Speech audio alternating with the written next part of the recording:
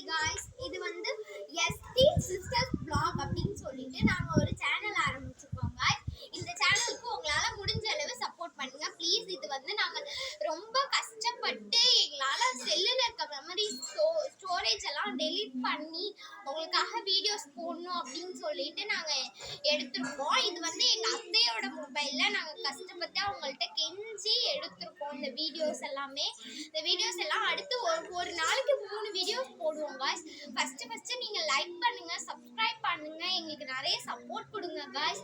நாங்கள் first video போடுறோம் அப்படின்னாவே எனக்கு வந்து கொஞ்சம் இதாக தான் இருக்கு பேசுறதுக்கு. இது வந்து ஃபர்ஸ்ட் வீடியோ அப்படின்றதுனால எனக்கு பயமா இருக்கு, கையும் இல்லை காலும் இல்லை.